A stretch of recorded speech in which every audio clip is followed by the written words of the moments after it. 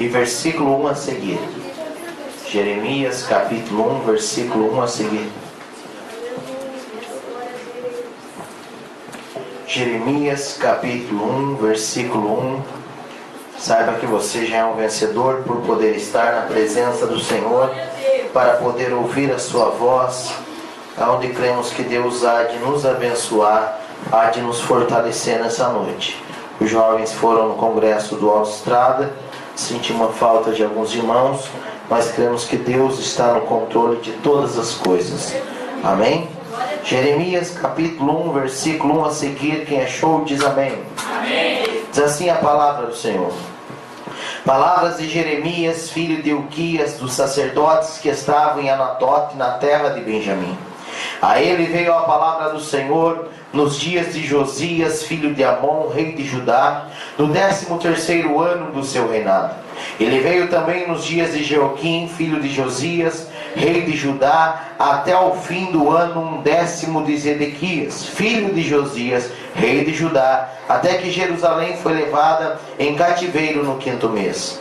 Assim veio a minha palavra do Senhor, dizendo: antes que eu te formasse no ventre, eu te conheci, e antes que saísses da madre, te santifiquei, e as nações te dei por profeta. Então disse eu: ah, Senhor Jeová, eis que não sei falar, porque sou uma criança. Ah, Senhor Jeová, eis que não sei falar, porque sou uma criança. Mas o Senhor me disse: não digas eu sou uma criança, porque aonde quer que eu te enviar irás, e tudo quanto te mandar dirás. Não temas diante deles, porque eu sou contigo para te livrar, diz o Senhor. E estendeu o Senhor a mão, tocou-me na boca e disse-me o Senhor: eis que ponho as minhas palavras na tua boca. Abra agora Provérbios capítulo 20 e versículo 11. Provérbios capítulo 20 e versículo de número 11. Esse versículo é forte, irmãos. Até a criança se dará a conhecer pelas suas obras, se a sua obra for pura e reta. Até a criança dará a conhecer pelas suas obras, pelas suas ações, se a sua obra for pura e reta. Amém, irmãos? Senhor amado, eterno e soberano Pai, queremos te agradecer, te louvar, te engrandecer, ó Pai, por tudo quanto o Senhor tem feito, por tudo quanto o Senhor tem trabalhado nas nossas vidas, ó Pai. Eis aí a tua igreja, eis aí o teu povo clamando, buscando a tua presença, a sua graça, a bondade e misericórdia. Derrama do teu poder, derrama da sua misericórdia, Senhor, e o nome do Senhor há de ser louvado, o nome do Senhor há de ser exaltado. Fala conosco, opera o teu milagre, realiza a tua obra, é o que nós te pedimos, ó Pai, em nome de Jesus. Amém? Santo és o nome do Senhor. As crianças estarão indo ali ao lado para assistir um filminho abençoado ali, em nome de Jesus. Todas as crianças poderão estar indo lá assistir algo de Deus lá em nome de Jesus. Amém, irmãos? Amém ou não amém? Amém. Vocês, irmãos, perceberam? Parece que o clima está meio pesado hoje, não parece? Parece que o culto está meio parado hoje. Mas o culto depende de mim, depende de você. Amém? Então vamos se alegrar. Vamos entender que Deus quer falar conosco e nós precisamos abrir o nosso coração para que o nome dele venha a ser louvado, exaltado e engrandecido. A palavra do Senhor lida nesta noite nos remete a um homem chamado Jeremias, que no momento aproximadamente era um jovem ainda, quando o Senhor vem e fala com ele. E esse menino começa a entender que Deus está falando com ele, e o Senhor começa a dizer: antes que eu te formasse no ventre, eu te conheci, e antes que saísse da madre, te santifiquei, e as nações te dei por profeta. Então disse eu: ah, Senhor Jeová, eis que não sei falar, porque sou uma criança. Ele pensando, dizendo para Deus: Senhor, eu sou ainda uma criança. Ele pensava automaticamente que ele estaria isento de todas as responsabilidades diante do Senhor.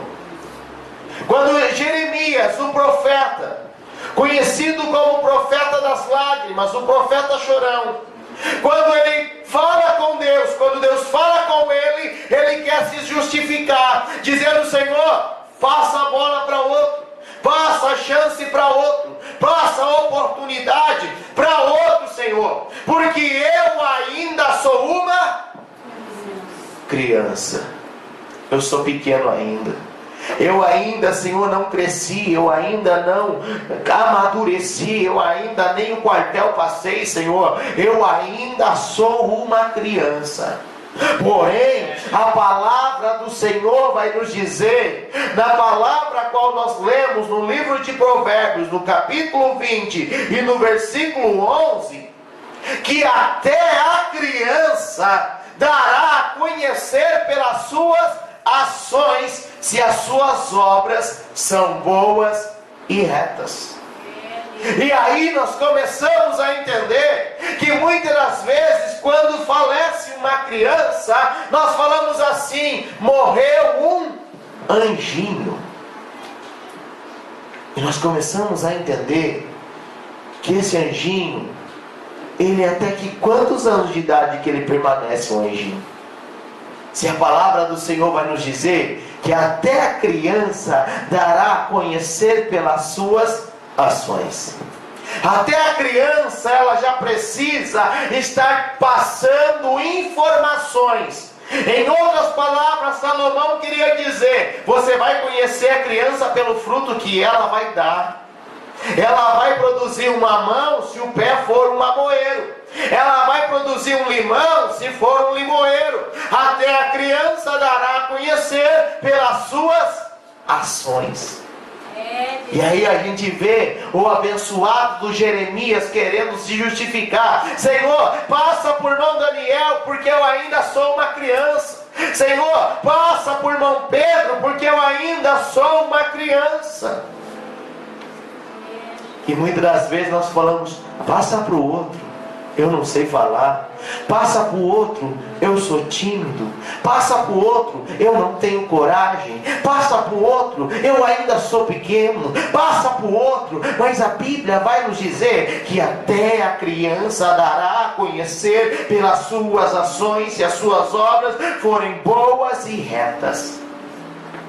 E aí nós começamos a entender, meu irmão, minha irmã, que no judaísmo os rabinos dizem algo: o pai que não ensina um ofício ao seu filho está ensinando para ser um ladrão. O pai que não ensina um ofício para o seu filho está o preparando e o ensinando para ser um ladrão. Por isso que Jesus não é só o filho do carpinteiro. Jesus era carpinteiro também, irmã Sabrina.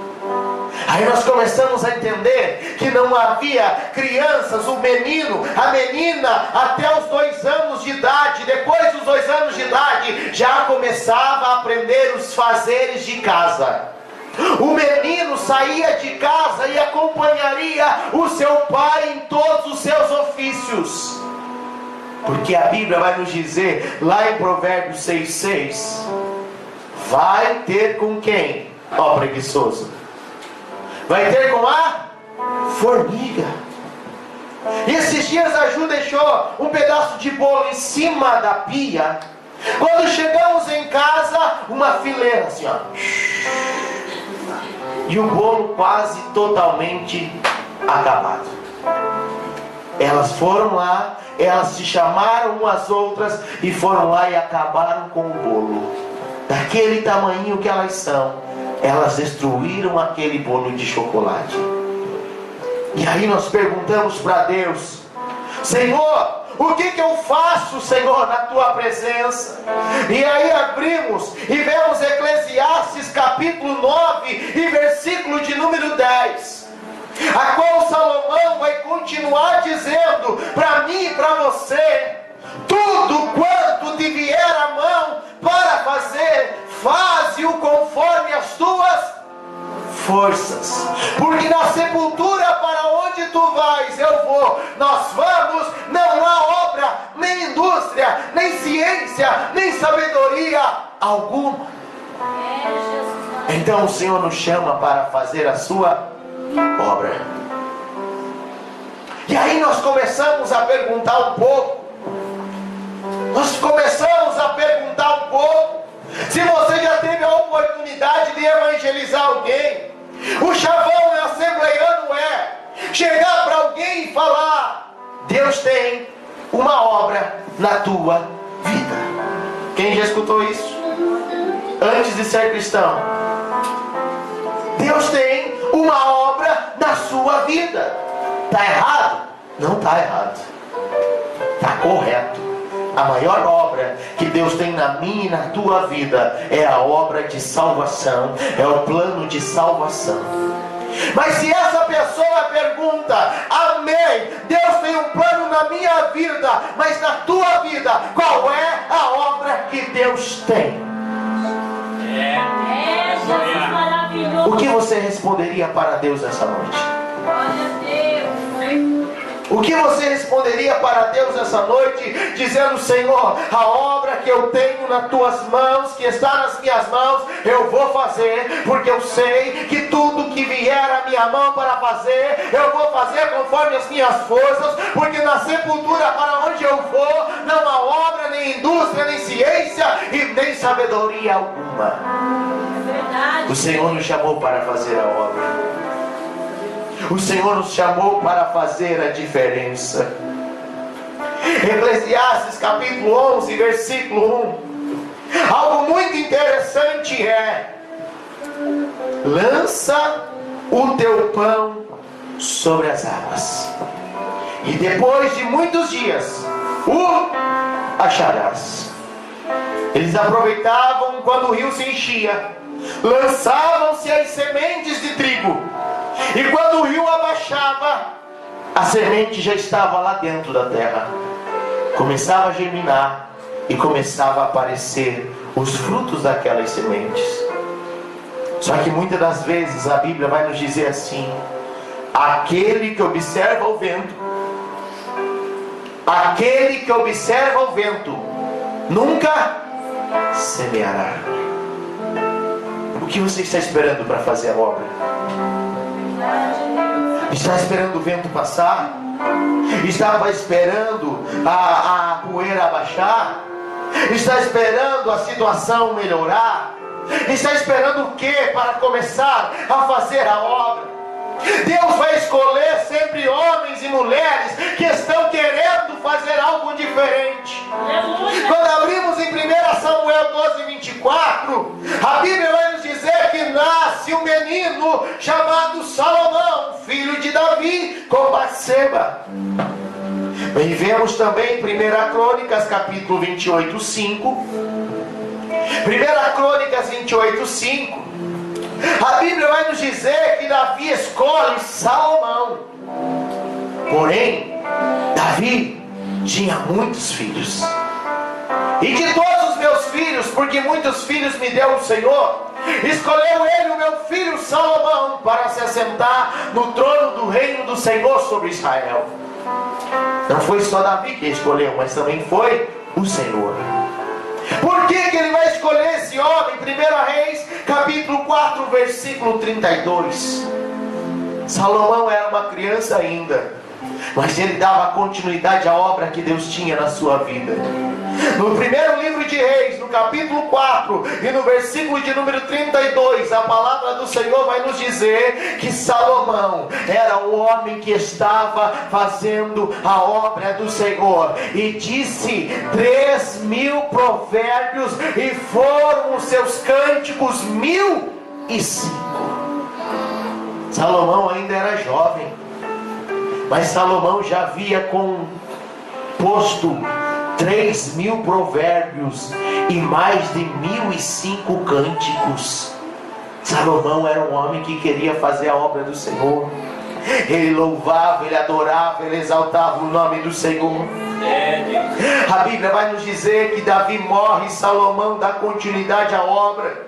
Salomão morre também. Porém Salomão deixa lições para o seu filho Roboão. Salomão deixa lições para o seu filho Roboão. Salomão aprendeu com Davi. Roboão aprendeu com Salomão. Porém, irmãos, há um ditado que diz que filho de crente nem sempre crente vai ser. Você ensina para a rua direita, ele vai para a rua esquerda. Não é assim? Só para quem tem filho sabe como que é. E aí, porém os filhos agem segundo as suas vontades. Roboão, um homem que era para dar continuidade à obra, ele divide a obra. Ele divide em norte e sul, Israel e Judá. Ezequias, o tempo está passando. Ezequias foi um dos mais notáveis reis de Judá. Depois vem Manassés e vem Amon. Manassés acaba com tudo aquilo que Ezequias havia construído de bom. Vem Manassés. Manassés acaba com tudo aquilo que o pai havia ensinado. Depois de Manassés vem o abençoado do rei Amon. Faz tudo, mas sem a vontade do Senhor. Adianta? Adianta abraçar a causa sem a vontade do Senhor?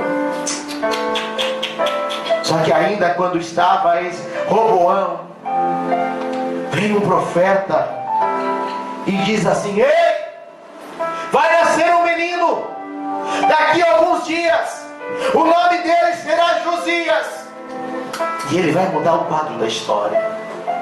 Passam-se 300 anos, e depois de 300 anos, a palavra do Senhor nos diz, lá no segundo livro de Reis, no capítulo de número 22 e no versículo 1. Segundo livro de Reis, capítulo 22 e versículo 1. Josias começa a reinar com 8 anos de idade. Josias começa a reinar com 8 anos de idade.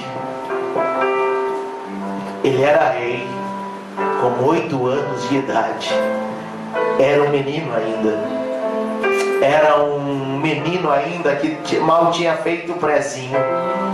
Era um menino que estava aprendendo o ABC. Era um menino que estava aprendendo algum ofício com o seu pai. Porém Deus o chama para a obra, e ele agora é o rei de Israel, rei de Judá.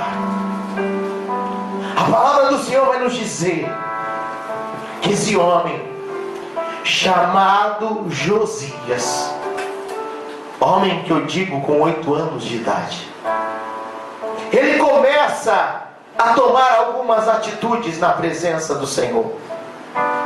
No versículo de número 5 ainda, segundo livro de Reis, no capítulo 22 e no versículo de número 5, ele começa a ter algumas atitudes que vão mudar o quadro da história. Ele começa a ter algumas atitudes que vão mudar o quadro da história, e que o deem na mão dos que têm o cargo da obra e estão encarregados da casa do Senhor, para que o deem aqueles que fazem a obra que há na casa do Senhor, para repararem as fendas da casa. Esse menino ainda com 8 anos de idade, ele tinha um projeto. Ele entrega um pouco de dinheiro para Euquias, para Safã, para esses homens que eram responsáveis pelo trabalho no templo, e falam para eles: ei, eu quero algo que vocês façam, eu quero que vocês vão lá e comecem a trabalhar no templo, mas primeira coisa que eu quero que vocês façam é reparar as brechas da casa do Senhor. Reparar brechas, reparar brechas. Primeiro passo de Josias, o menino. E talvez eu e você precisamos se considerar como um menino. Porque menino é aquele que não guarda mágoa. Menino é aquele que não guarda rancor.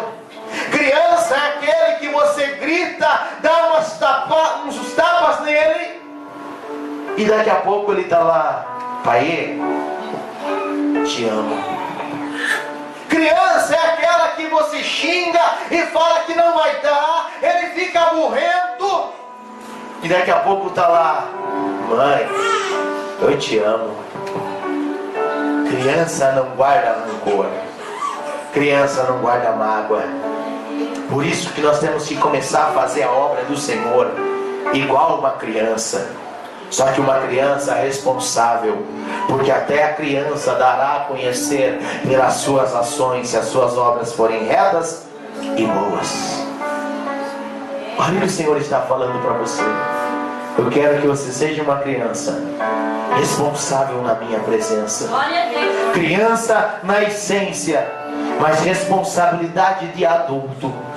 Criança na simplicidade, na humildade, mas com consciência do aquilo que está em tuas mãos para fazer.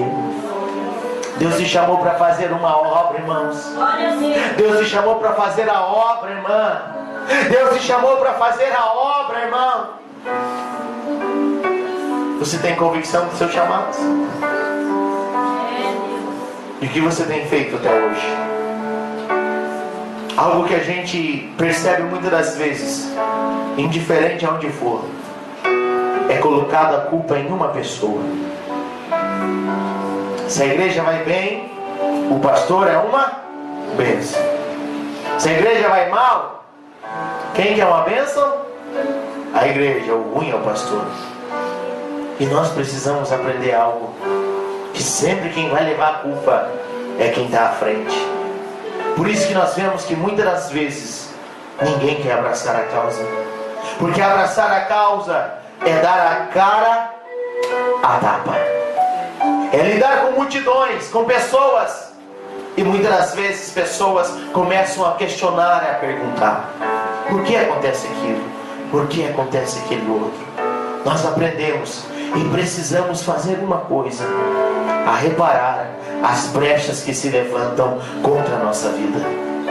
Brecha é aquilo que o inimigo está procurando na minha vida. Neemias capítulo 6 e versículo 1. Brecha é aquilo que o inimigo está procurando na minha e na tua vida, para tentar acabar com a minha e com a tua vida. Porém, eu glorifico a Deus quando vejo um homem chamado Neemias sai de onde ele está, vai para Jerusalém, edifica um muro ao redor, e a Bíblia vai nos dizer e que nele já não havia brecha alguma. Glória a Deus, aleluia. Esse homem foi chamado lá para edificar um muro ao redor de Jerusalém. E aí, quando o inimigo se levantou, Sambalate, Tobias e Gesem, eles não tiveram um êxito. Sabe por quê? Porque a Bíblia vai nos dizer que não havia mais brecha alguma. Isaías 58, versículo de número 12. Irmão Fábio, ainda tem uma brecha na minha vida. Ainda tem uma brecha na minha vida. Ainda tem um buraquinho na minha vida. E é esse buraquinho que o inimigo está tentando me derrubar. Isaías 58, 12. Qual é a brecha que o inimigo entra? Qual é a brecha que o inimigo faz arruaça? Qual é a brecha que o inimigo tenta derrubar a tua vida? Mas a Bíblia vai nos dizer, e hoje pela manhã aprendemos algo na escola bíblica dominical, às 9 horas da manhã. Quem veio da glória a Deus? Glória a Deus. Que quando olhamos para a Bíblia Sagrada, No Velho Testamento, automaticamente, nós estamos olhando para Jesus, não foi isso? A Bíblia é cristocêntrica. A palavra chama o centro, toda ela para Jesus. E aqui eu começo a ver: e os que de ti procederem edificarão os lugares antigamente assolados, e levantarão os fundamentos de geração em geração, e te chamar-te-ão reparador das roturas, reparador das brechas e restaurador de veredas para morar. Jesus está aqui nessa noite. Você pode não estar sentindo, mas eu estou sentindo Ele aqui. Você pode estar pensando que culto para ter Jesus tem que ter grito. Não, estamos errados, estamos enganados. Culto para ter Jesus tem que ter 2 ou 3 pessoas que queiram adorá-lo. E eu creio que estamos muito mais do que 2 ou 3 pessoas aqui. E Ele está dizendo: Uri clama nele cai. Eu sei ainda, filho, que há uma brecha na tua vida que faz com que o inimigo entre e saia a hora que quer. Mas nessa noite eu me apresento na tua presença, filho, e te digo: eu sou o reparador de brechas, porque quero que o inimigo não tenha livre acesso na tua vida. Qual é a brecha? Amós, capítulo 5 e versículo 19. E aí nós começamos a entender que muitas das vezes as vitórias não são símbolos, que não existem brechas. Ai, irmão Fábio, é verdade, é. Amós, capítulo 5, versículo 19, para não ficar as minhas palavras. Amós, capítulo 5. Como que se um homem fugisse diante do leão e se encontrasse com ele o urso, ou como se entrando em uma casa, a sua mão encostasse à parede e fosse mordido por uma cobra. Lembramos de um homem chamado Davi. Ele, irmão Fred, matou um leão e um urso. Esse homem aqui, a Bíblia vai nos dizer que ele foge do leão, mas só de conseguir fugir do leão já é uma vitória.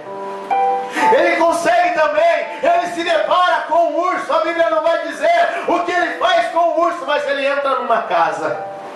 Talvez ele está lá meio cansado. Rapaz, fugi do leão, matei o urso, agora eu vou descansar.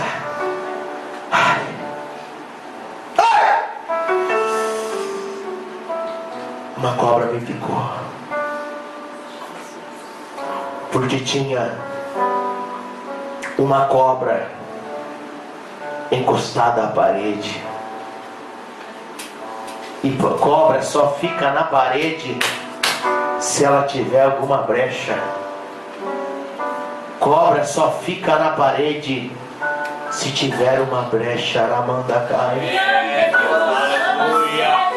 Não adianta matar leão e urso por aí, irmãos, se a brecha está dentro da casa. O leão e o urso eu mato fora de casa, porque dentro de casa não tem leão e urso. Ou tem? Quem tem um casal de leão dentro de casa? Ninguém tem. Quem tem um casal de urso dentro de casa? Ninguém tem. Leão e urso se mata lá fora. É na prova. É onde o homem contempla. O homem contempla. Matei o leão, Simeão.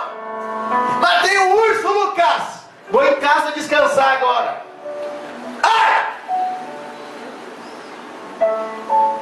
Irmãos, essa palavra é para nós ouvirmos dela nessa noite. Filho, filha, eu sei que você mata leão, eu sei que você mata o urso, mas cuidado com a cobra que está naquela brecha. Essa brecha que quer te matar, essa brecha que quer passar rasteira no teu ministério, É essa brecha que quer passar rasteira na tua família. É essa brecha que quer passar rasteira na tua vida espiritual, na tua vida ministerial. O homem contempla você matando o urso, o homem contempla você matando o leão, mas Deus sabe a brecha que há na tua casa. Mas nessa noite Ele está dizendo: sabe o que era esse livro, madre? O pergaminho, papiro, pedaços da palavra do Senhor. Quando eu começo a reparar nas brechas, eu vou achar uma coisa que não estava dando valor na minha vida. Quando eu fecho uma brecha, eu acho a palavra. Quando eu fecho uma brecha, eu dou valor para a palavra. Você tem valorizado a palavra? Você tem guardado a palavra? A palavra é primazia na tua vida? Se ela for primazia na tua vida, é um sinal que não tem mais brecha na tua casa.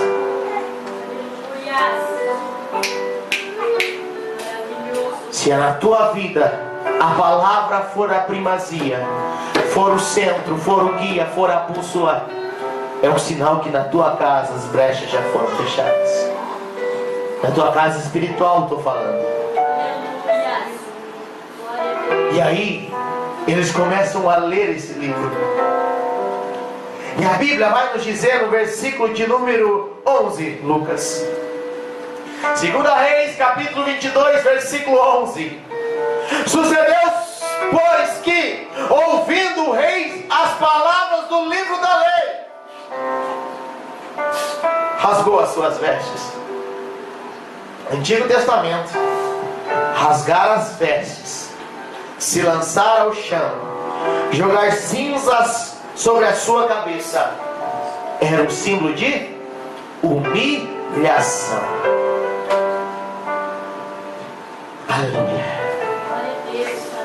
Quando eu reparo as brechas, a minha vida se volta para a palavra. Eu começo a se humilhar diante de Deus. Porque quando ainda tem brechas na minha vida, eu penso que sou o cara. Quando ainda tem brechas na minha vida, eu penso que estou abafando. Quando ainda tem brechas na minha vida, eu penso que estou por cima da carne seca. Eu penso que estou pisando em casca de ovo e não está acontecendo nada. Eu penso, ninguém sabe. Eu matei leão, eu matei urso, ninguém sabe da brecha que está na minha casa. O homem, a mulher está vendo os resultados fora da minha casa. Todo mundo vê. Eu já matei leão, eu já matei urso. Quem ainda não fechou as brechas, ele pensa que ele está abafando, ele pensa que Deus não está vendo, ele pensa que Deus não está contemplando. Mas a palavra do Senhor vai nos dizer, a palavra do Senhor vai nos dizer que quando eu fecho a brecha, eu acho a palavra, que quando eu acho a palavra, eu me coloco diante de Deus e me humilho, porque é a palavra que vai gerar humilhação. Não é o pastor, não é o obreiro, não é a obreira, não é o pai, não é a mãe. Quem vai gerar humilhação na minha vida é a palavra do Senhor. Por isso eu zelo pela palavra, por isso zele pela palavra, que é sempre a palavra que vai mudar a tua vida. Zele pela palavra. Marcleusa leu essa palavra nessa noite. Deus falava para Josué: não te desvies dela, nem para a direita e nem para a esquerda. É Deus, aleluia. É a palavra. Glória a Deus. E palavra é aqui na China. Palavra, doutrina é aqui na China. Verdade, Deus. Se eu sair com essa palavra e for lá na China e traduzir ela para o mandarim, para o que for, ela vai continuar sendo a mesma palavra. Os costumes nossos daqui podem ser diferentes aonde a gente for. O costume nosso daqui é diferente do Paraguai, mas a palavra daqui, irmã Gabriela, é a mesma do Paraguai. Sabia, irmã Elizabeth? Aonde a gente for, a palavra vai ser a mesma. Ela foi inspirada por um único autor, por um único Senhor. Por isso eu bato na mesma tecla. Por isso vocês podem falar, questionar e perguntar: por que que ele fala tanto desta palavra? Porque é esta palavra que muda, é essa palavra que transforma, é essa palavra que quando eu leio e absorvo os seus ensinamentos, eu sei que vai ser ela que vai transformar a minha vida. Eu sei que vai ser ela que vai operar um milagre na minha vida. Eu sei que vai ser ela que vai operar um grande milagre na minha vida. Você crê na palavra? Primeiramente, você tem fé. A fé vem pelo ouvir, e ouvir a palavra de Deus. O que gera fé é ouvir a palavra. E aí, se você começar a ler a partir do capítulo 23 a seguir, você vai contemplar um avivamento que Josias contemplou. Quebrantamento, Espírito Santo, presença de Deus, o nome do Senhor sendo glorificado, o nome do Senhor sendo exaltado. Houve purificação no reino de Josias, houve libertação, houve adoração, houve quebrantamento, houve salvação. Aleluia. Ah, irmão Fábio, eu ainda sou uma criança. Ah, irmão Fábio, eu ainda sou uma criança. Até a criança dará a conhecer pelas suas obras. Não é meio pesado esse versículo? Até a criança.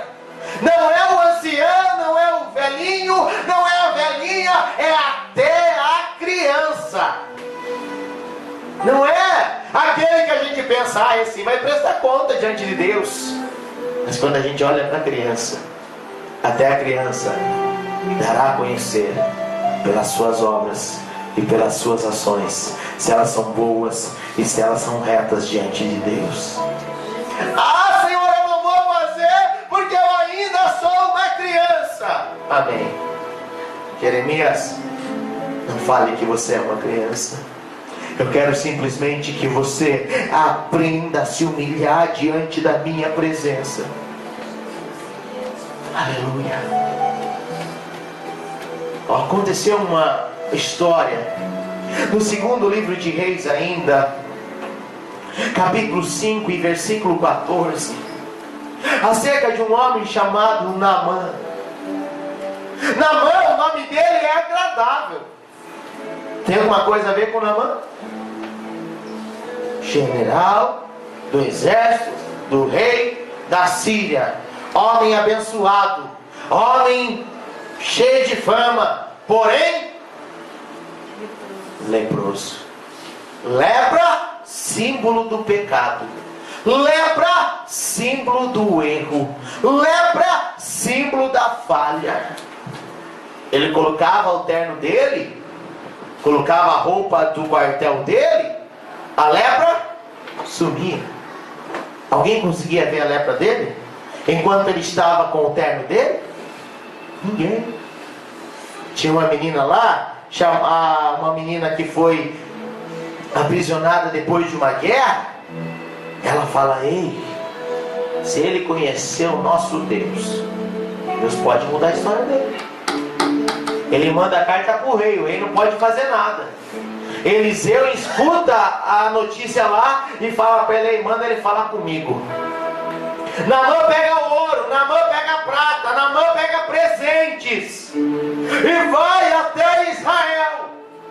E chegando lá, ele pensa: eu chego lá, o abençoado vai colocar a mão na minha cabeça, vai fazer aquela oração: Senhor amado, em nome do Deus vivo, toda enfermidade agora vai bater por retirada, sai! E eu volto embora.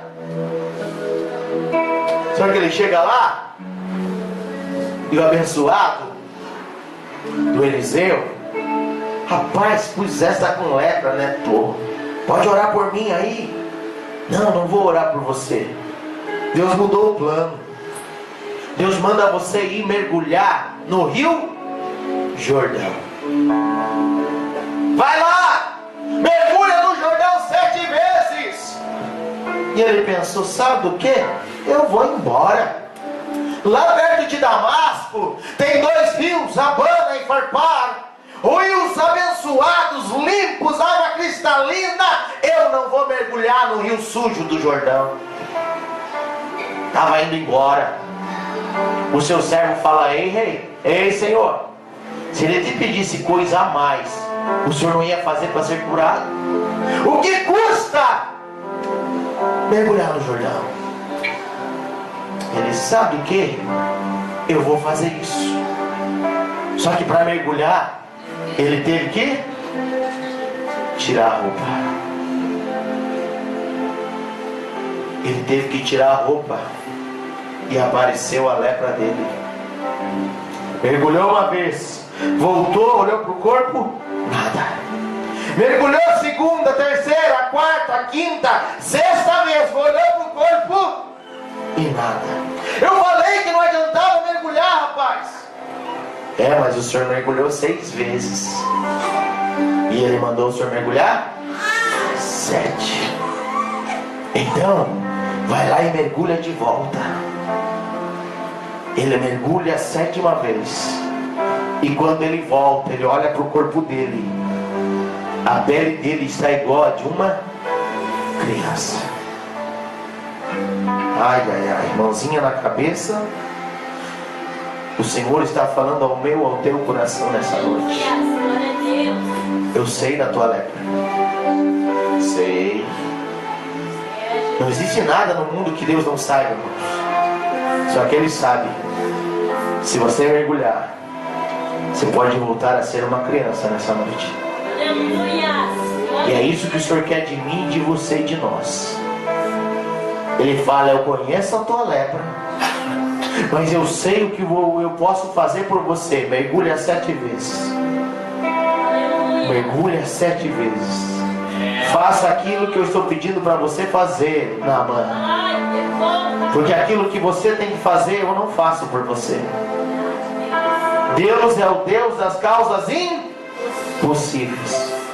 Ele não é Deus das causas possíveis. Porque as causas possíveis não cabe a Deus fazer, cabe ao homem. Jesus joga a responsabilidade para mim. Jesus joga a responsabilidade para você. Corra atrás, filho. Corra atrás, filha. Vai em busca. Porque a hora que ficar impossível, deixa com o Pai aqui. Mas a hora que ficar possível, você consegue fazer com a tua força. Naamã, mergulhar é com você, não é comigo. Restaurar a lepra, que é uma coisa impossível, é comigo. Você mergulha, eu restauro. Você mergulha, eu restauro. Você mergulha, eu abro aquela porta. Você mergulha, eu entro com a providência. Você mergulha, eu fecho aquela brecha. Você mergulha, eu mudo a tua história. Você mergulha, eu trabalho na tua casa. Você mergulha, eu trabalho no teu casamento. Você mergulha. Você mergulha. E quando ele volta, ele está igual a pele de uma criança. E o Senhor está falando comigo e contigo nesta noite. Não digas, rapaz. Capítulo 1, Lucas, de Jeremias, versículo 7. Não digas, eu sou uma criança. Porque às vezes nós pensando que estaremos se afastando daquilo que o Senhor tem na nossa vida, nós dizemos, Senhor, eu sou uma criança. E aí o Senhor diz claramente para mim, para você, para Jeremias, para todo mundo, não digas que você é uma criança. Talvez até hoje o Senhor está falando, você não fazia obra porque sempre tinha uma desculpa na sua boca. A gente não é especialista em dar desculpas. A gente não é especialista em dar desculpas. E aí a gente vê aqui a palavra do Senhor nos dizendo, Deus trabalhando com Jeremias. Jeremias, essa não cola, rapaz. Essa não dá certo não. Não diga, eu sou uma criança. porque eu quero trabalhar na tua vida, desse teu jeito, dessa tua forma. Não temas, não temas. Tudo que eu te mandar falar, você vai falar. Aonde quer que eu te enviar, irás. Glória a Deus. Aleluia. Aleluia. Se coloque em pé em nome de Jesus.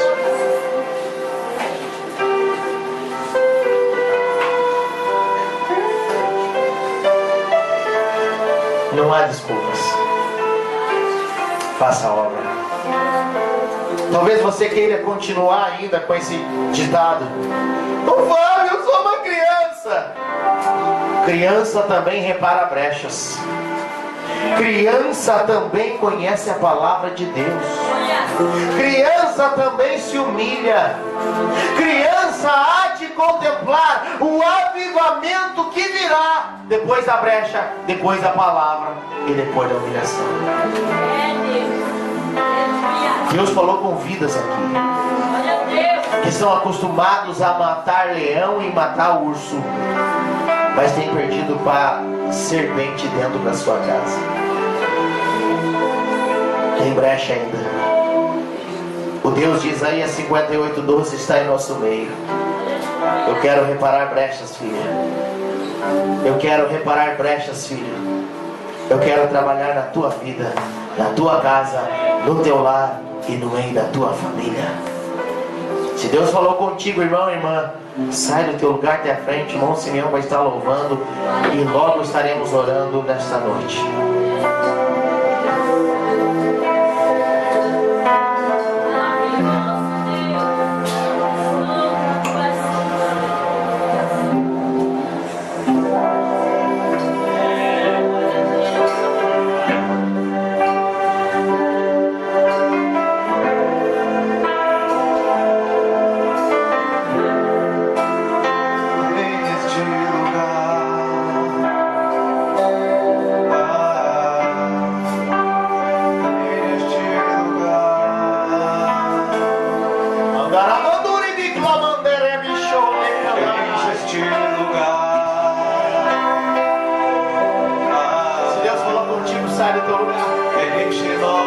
Ele quer reparar simplesmente.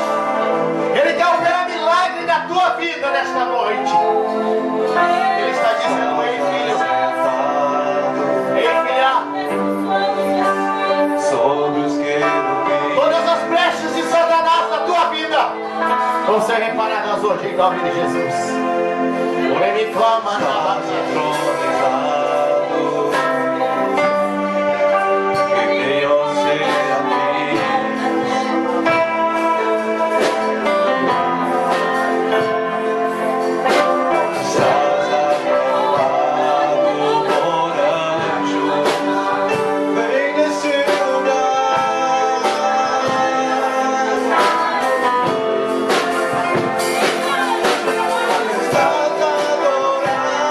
Por tu igreja.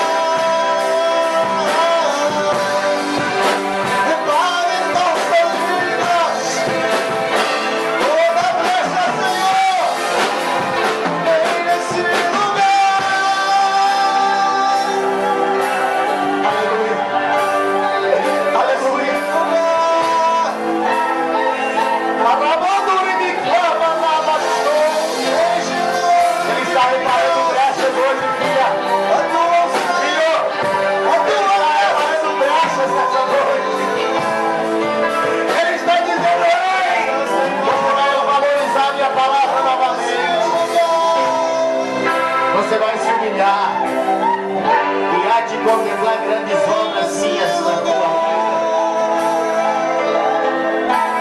Não diga eu sou uma criança, não. Porque até a criança dará a conhecer pelas suas obras, pelos seus feitos, pelas suas ações. Repare brechas nessa noite. O reparador de brechas está aqui nessa noite e está dizendo para você: eu reparo a brecha que você quiser. Eu posso transformar esse muro, eu posso fechar essa casa, eu posso operar um milagre.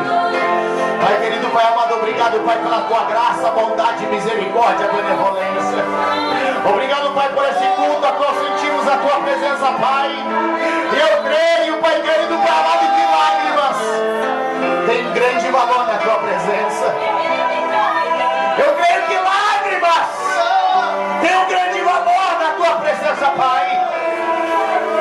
E o Senhor essa noite está colhendo lágrimas dos teus servos.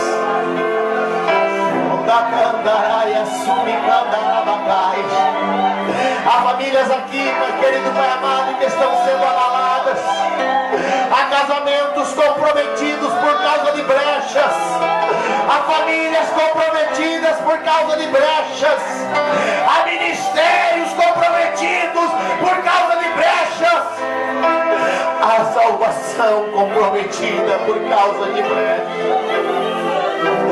Eu creio que nessa noite o Senhor está reparando as brechas.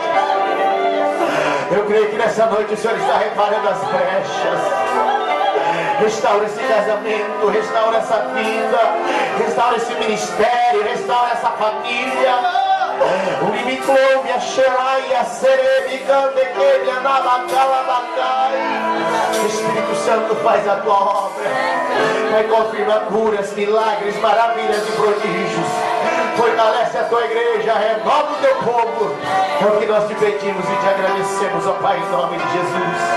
Volta para o seu lugar dando uma linda salva de palmas para o Senhor. Ele é bom, Ele merece, Ele é Rei, Ele é Senhor. E Ele fala: filho, você voltou a ser uma criança, porém uma criança responsável na minha presença. Amém? E glória a Deus, eu glorifico a Deus.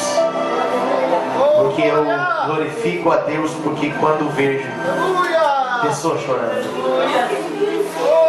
a lágrima tem muito mais valor do que palavras lançadas ao vento.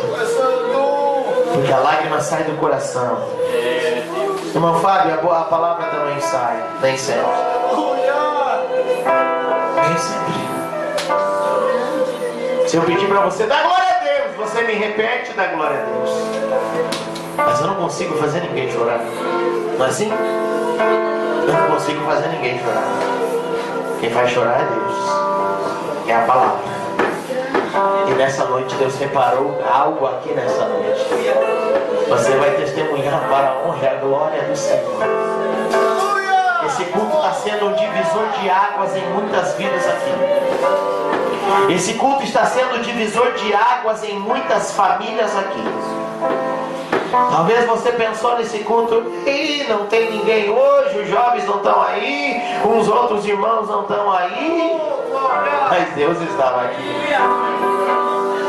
Deus está aqui. Deus está aqui. E Ele está dizendo: eu estou reparando brechas. E você, a partir de hoje, Irimiclóia, segue a Cantarabacai, contemplará mudança na tua vida. Em muitas áreas há de contemplar as mudanças por causa de uma brecha lá de Quimicandarabacai, que está sendo restaurada por Deus e reparada por Ele. Oh Espírito Santo, você vai contemplar. A palavra vai voltar a ser primazia na tua vida. A palavra vai voltar a ser primazia na tua vida. Agradecemos a Deus por tudo quanto Deus tem feito em nosso meio. Vamos ter um período de oração até as 10 horas. Se você puder continuar no culto, amém. Se não puder,